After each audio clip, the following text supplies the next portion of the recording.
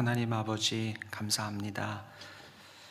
우리 주님 고난 당하신 이 주간 저희들이 특별히 주님 앞에 나와 기도하며 주님 가신 그 걸음을 뒤따르는 온전한 제자가 되기를 갈망하고 있습니다. 오늘 이 아침에도 저희들에게 말씀해 주셔서 사명의 길을 걸어갈 수 있는 주님 뒤따르는 제자들로 변화시키시고 무장시켜 주시옵소서. 예수님의 이름으로 기도합니다. 아멘. 함께 찬송가 457장 찬송하시겠습니다.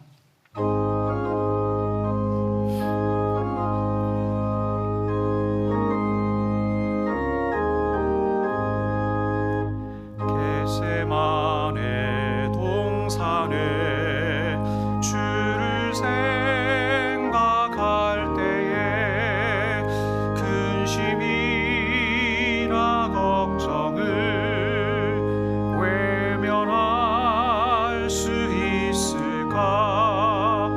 나를 항상 버리고 주를 따라가리라. 빌라도의 뜰에 선 주를 생각할 때에 수치됨과 아픈 것 못 견딜 수 있을까? 길이 참고 묵묵히 주를 따라가리라. 갈보리산 올라간 주를 생각할 때에 나의 받는 괴로움을 비교할 수 없으리. 십자가를 지고서 주를 따라가리라. 무덤에서 부활한 주를 생각할 때에 환난이나 죽음도 두려울 것 없으리. 승전가를 부르며 주를 따라가리라.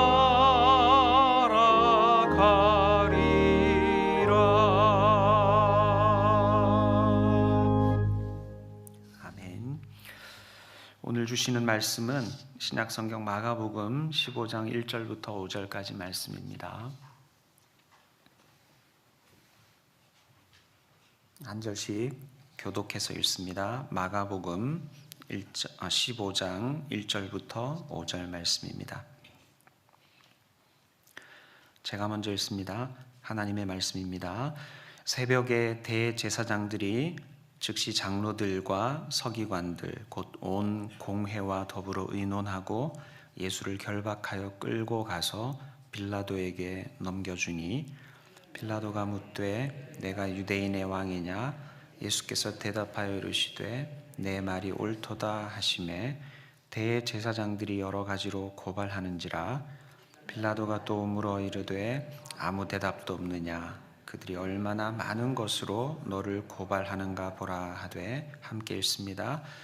예수께서 다시 아무 말씀으로도 대답하지 아니하시니 빌라도가 놀랍게 여기더라. 아멘.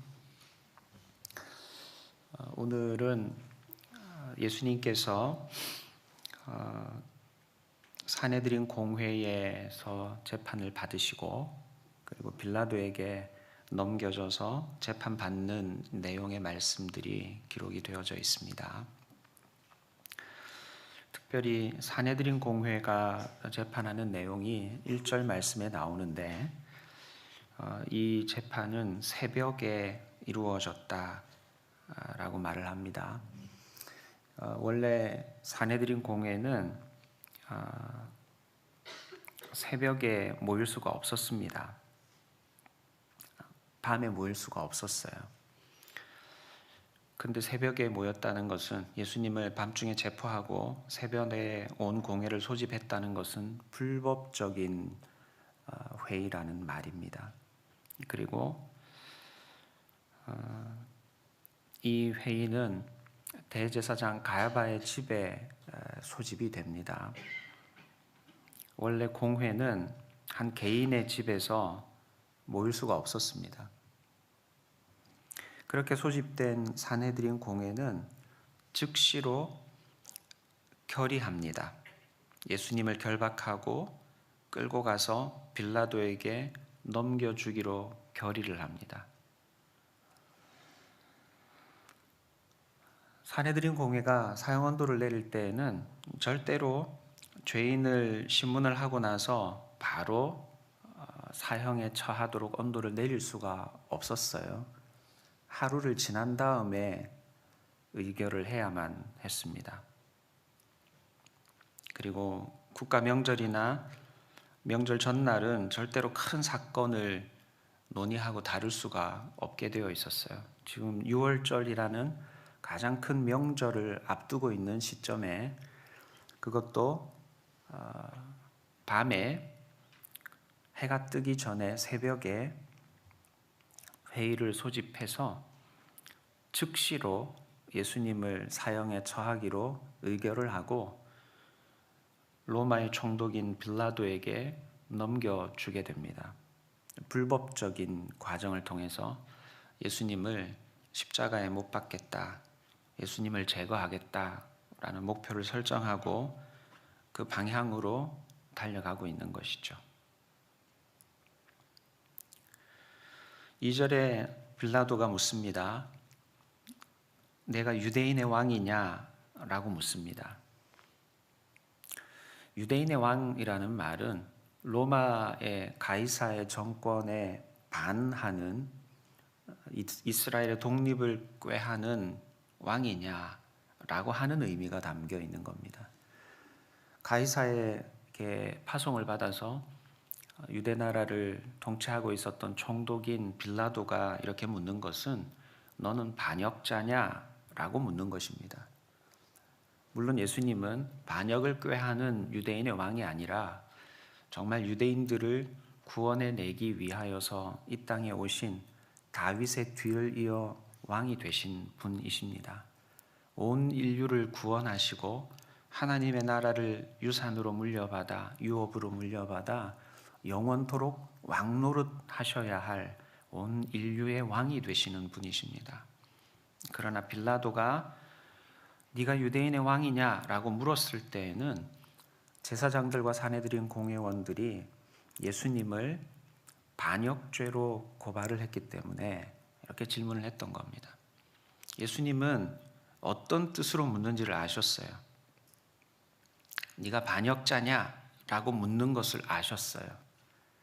그러나 예수님은 유대인들을 구원하러 오신 하나님이 보내시고 세우신 유대인의 왕이요 온 인류의 왕이신 자신의 신분을 그대로 인정을 하죠.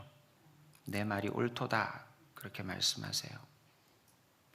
그리고 대제사장들이 계속해서 여러 가지로 고발을 합니다. 한두 가지가 아니라 검증되어지지 않은 많은 사람들의 이야기를 끌어다 붙이면서 예수님께 많은 고발을 하게 됩니다. 사형에 처해야 될 죄를 지은 자로 몰아가고자 계속 고발하였던 것이죠. 예수님 아무 대답을 하지 않으세요. 아무 말씀을 하지 않습니다.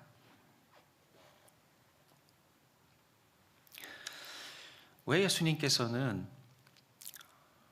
유대인의 왕이라는 반역의 죄목이 그대로 적용이 되어져서 빌라도가 사형 언도를 내릴 수밖에 없다는 것을 알고 있으면서도 아무 말씀을 하지 않고 침묵하셨을까요?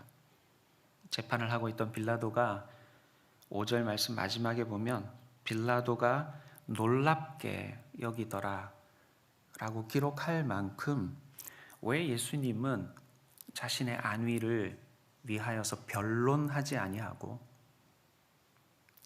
부인하지 아니하고 대제사장이 고발하는 죄의 목을 그대로 수용하고 받아들이는 것일까요? 예수님께서는 이 땅에 오셔서 어떤 삶을 살아가셔야 하는지를 너무나 잘 알고 계셨기 때문입니다. 예수님은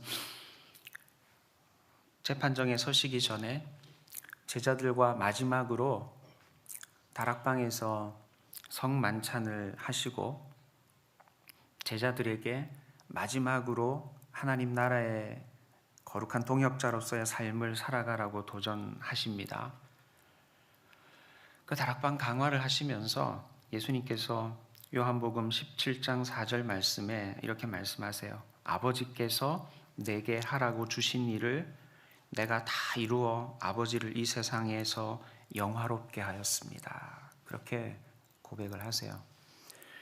예수님은 이 땅에 오셔서 어떤 일을 감당하고 한 생애를 마감하셔야 하는지를 하나님께로부터 분명하게 사명을 위임받고 이 땅에 오셨던 분이시라는 겁니다. 십자가를 지시고 모든 유대인들의 죄를 지시고 모든 인류의 죄를 지시고 오늘 이 새벽에 고난주간 새벽기도에 참여하는 우리 모두의 죄를 지시고 십자가 위에서 대속의 죽음을 죽으셔야만 한다는 것을, 그것이 예수님이 이 땅에 보냄받은 이유와 목적이라는 것을 너무나 명확하게 아셨기 때문에 구약에 예언되어진 대로 그 길을 걸어가야 할 예수님의 사명을 부인하지 않으시고 대제사장이 거짓 고발하는 내용들, 증명되어지지 아니한 고발의 내용들로 고소하는 내용들에 대해서 아무런 말씀을 하지 않으시고 부인하지 않으시고 반박하지 않으시고 조용히 예수님이 가셔야 할 그 길을 걸어가고 있는 것입니다. 사랑하는 성도 여러분, 우리도 하나님께서 우리를 이 땅에 보내실 때 그저 그럭저럭 인생을 살고 마무리하라고 보내신 존재들이 아닙니다. 여러분은 여러분의 가정으로 보냄을 받을 때, 여러분은 2024년도 대한민국으로 보냄을 받아 태어나 한 생애를 살아가게 될 때에 여러분은 사랑의 교회라는 공동체에 영가족으로 보냄받아 하나님의 나라를 꿈꾸며 믿음 생활을 하게 될 때에 여러분이 아니면 안 되는 사명이 있기 때문에 여러분을 이 땅으로 보내시고 이 시대에 보내시고 이 교회에 보내시고 이 가정에 보내시고 이 민족 가운데 보내셔서 여러분이 감당할 일을 감당해 주기를 하나님은 지금도 원하고 계십니다. 그 길을 걸어갈 때에 때로는 이해할 수 없는 고난을 겪을 수도 있고 때로는 이치에 맞지 않는 일로 고소와 고발을 당할 수도 있고 때로는 내가 온전히 대접받아야 할 만한 공평한 대접을 받지 못하는 일들을 겪게 될지도 모릅니다. 신약 성경에 나의 달려갈 길이라는 표현이 3번 나옵니다. 예수님께서는 아버지께서 예수님에게 하라고 주신 일을 붙들고 예수님이 달려갈 길을 달려가셨어요. 뿐만 아니라 사도 요한이 아니라 세례 요한이 자기가 달려갈 길을 마칠 때에 이렇게 말을 합니다. 사도행전 13장 25절 말씀이에요. 요한이 그 달려갈 길을 마칠 때에 말하되 너희가 나를 누구로 생각하느냐? 나는 그리스도가 아니라 내 뒤에 오시는 이가 있으니 나는 그 발에 신발끈을 풀기도 감당하지 못하리라. 그렇게 요한이 이야기를 합니다. 요한은 자신이 달려갈 길을 달려갔고 그리고 헤롯에게 목배임 당하여 순교하게 됩니다. 남과 비교하지 아니하고 요한이 달려갈 길을 목숨을 내어놓으며 달려간 것입니다. 그가 죽은 그 죽음에 대해서도 요한이 불공평하다고, 내 인생이 이렇게 마무리될 수 없다고, 그렇게 자기의 의지를 표현하면서 방어하면서 목숨을 지켜내고자 몸부림칠 수 있었음에도 세례 요한도 자기의 목숨을 내어놓고 세례 요한이 감당해야 할 사명의 길을 묵묵히 걸어간 겁니다. 나머지 나의 달려갈 길이라는 표현은 두 번 모두 다 바울 사도에게 사용이 됩니다. 사도행전 20장 24절에 내가 달려갈 길과 주 예수께 받은 사명 곧 하나님의 은혜의 복음을 증언하는 일을 마치려 하면은 나의 생명조차 조금도 귀한 것으로 여기지 않는다. 그렇게 바울이 말을 합니다. 바울도 이방인의 사도로서 바울이 달려가야 할 사명의 길이 있다. 하나님께서 내게 하라고 주신 일이 있다. 그렇게 고백을 하고 그 길을 달려가기 위하여서 자기의 생명조차 조금도 귀한 것으로 여기지 않고 내어놓는 삶을 살았다. 그렇게 고백하는 겁니다. 디모데후서 4장 7절에도 나는 선한 싸움을 싸우고 나의 달려갈 길을 마치고 믿음을 지켰다. 이렇게 바울이 자기가 달려갈 길을 온전하게 달려갔다라고 한 번 더 고백을 해요. 사랑하는 성도 여러분, 이 고난주간에 우리들이 살아가는 삶의 현장을 다시 한번 돌아보면 우리들도 이해할 수 없는 고난과 수용하기 어려운 일들을, 수모를 겪어야 하는 환경에 내몰려져 있는지도 모릅니다. 우리가 보냄받은 가정이라는 사명지에서 우리가 함께 하나님의 나라를 꿈꾸도록 한 공동체를 이루고 있는 사랑의 교회라는 이 영가족 공동체에서 또 전 세계 유일한 분단 국가인 대한민국이라는 이 민족 공동체 안에서 하나님이 우리 각자에게 하라고 주신 그 일, 하나님이 우리 각자가 달려가라고 맡겨주신 우리가 달려가야 할 그 길을 달려가는 데 있어서 우리 주님처럼 아무 말하지 아니하고 묵묵히 수모를 겪으며 고난당하며 감당해야 될 십자가가 우리들에게도 있습니다.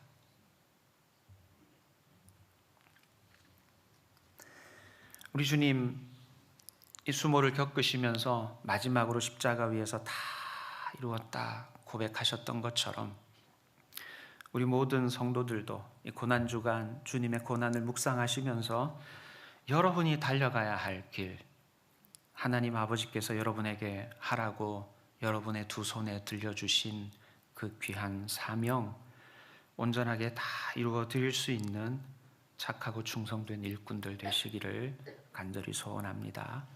같이 기도하겠습니다.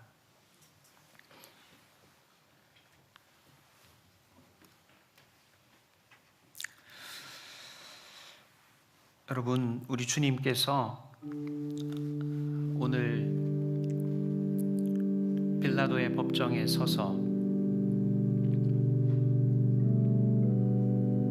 아무런 변론을 하지 않으시고 묵묵히 하나님이 맡기신 사명의 길을 걸어가기로 마음에 헌신하시는 것처럼 오늘 우리도 한 세계를 사는 동안 하나님께서 우리에게 하라고 맡겨주신 그 일, 내가 아니면 안 되는 그 사명, 내가 달려가야 할 그 길을 위하여서 묵묵히 걸어갈 힘과 능력을 달라고 사명을 온전하게 감당해 나갈 수 있는 주님 뒤를 따르는 온전한 제자가 되게 해달라고 이 아침에 간절히 기도하며 육신의 한계를 뛰어넘는 성령의 은혜를 구해야 할 줄로 믿습니다.